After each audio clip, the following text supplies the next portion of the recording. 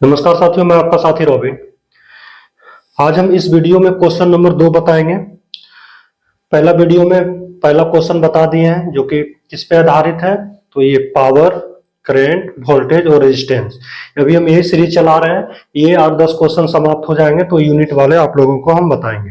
तो question number 2 में आप लोगों को हम बताएंगे। पहले भी मैंने आप लोगों को बता चुका है, ये जितने सारे कम्पिटिटिव एग्जाम की तैयारी करते हैं उसके लिए भी बहुत ज्यादा यूजफुल है और क्लास 10th के लिए तो बहुत ही ज्यादा यूजफुल है। आप सारा वीडियो देखें, उसके बाद जाके आप एनसीईआरटी के बुक को के क्वेश्चन को सॉल्व करेंगे तो आसानी से बन जाएगा।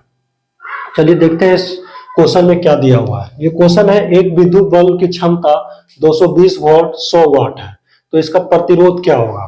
क्वेश्चन तो बहुत आसान है, लेकिन जब भी एग्जाम में हम बैठते हैं तो देखते हैं, पता चलता है कि इसमें प्रतिरोध पूछ रहा है तो इसमें फॉर्मूला कौन सा लगाएं।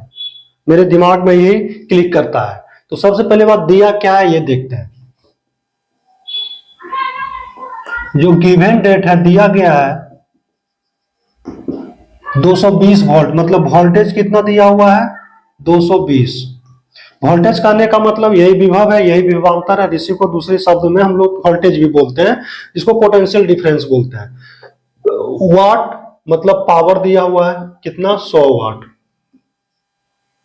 आपसे पूछा क्या जा रहा है, रेजिस्टेंस R इक्वल टू वाट। अब मेरे मन में आता कौन सा फॉर्मूला लगाएं।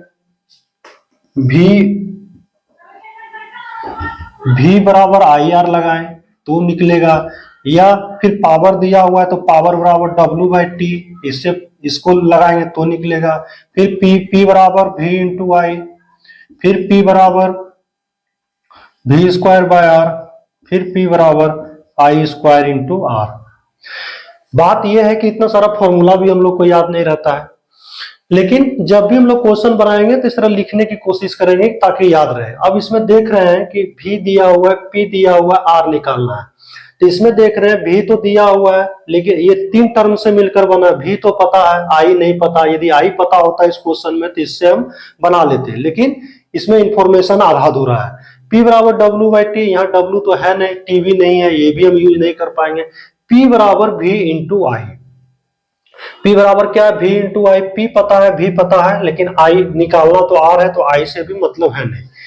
P बराबर क्या है, V square by R। P पता है, V पता है, तो आसानी से यहां से हम R निकाल सकते हैं।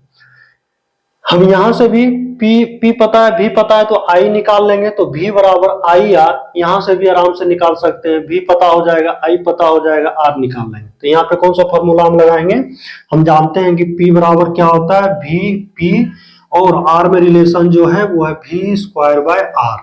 तो P कितना दिया हुआ है 100 वाट, V स्क्वायर मतलब 220 का स्क्वायर कीजिए बाय कितना R। फिर हम लोग क्या लिखेंगे, 100 220 को लिखेंगे 220 गुना 220 बटा R। R को यहां ले जाएंगे, 100 को नीचे लाएंगे, तो R बराबर 220 गुना 220 बटा कितना हो जाएगा 100। एक जीरो जीरो से कैंसिल, ये जीरो इस जीरो से कैंसिल, 22 गुना 22 कितना हो जाएगा 484 ओम। ये आराम से इसका आंसर आप ला सकते हैं। क्वेश्चन तो बहुत छोटा है, लेकिन हम लोग सोच नहीं पाते इसमें फॉर्मूला कौन सा लगेगा। अब सोचेंगे सर इससे क्यों नहीं निकाल लेंगे हम। यदि यहां हम करंट निकाल लेते हैं और इसमें करंट पुट कर देंगे, भी तो पता है तो आराम से आर निकाल लेंगे। बिल्कुल आप निकाल सकते हैं, उसमें आपको कोई दिक्कत नहीं। भी कितना है 220, पी कितना है 100। आप ये फॉर्मूला लगाइए, पी बराबर भी इंटू आई। पी कितना है 100, भी कितना है 220 इंटू आई। तो ये जीरो जीरो से कैंसिल, 2 पचे 10, 11 दूनी 22, तो आई कितना निकल जाएगा 5 बटा आपका 11।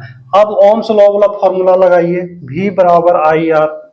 आई निकल गया कितना 5 बटा 11 इंटू आर। भी कितना है 220।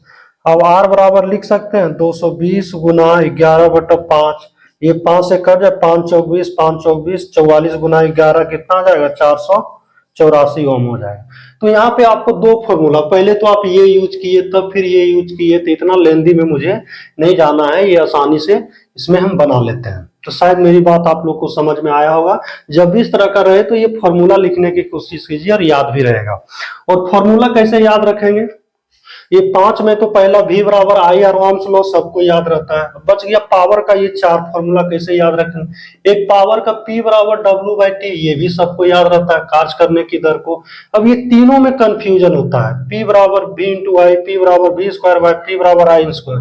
अब VIP का नाम सुने होंगे, VIP यानी V इंटू आई बराबर पावर, ये याद रहेगा। VIP पार्टी का नाम सुनते हैं, बहुत सारा कोई आदमी डेट कर जाता है तो श्रद्धांजलि देने रिप लिखते हैं, RIP लिखते हैं, तो R इंटू आई स्क्वायर बराबर ये P हो जाएगा। दो फॉर्मूला आपको आसानी से याद हो गया।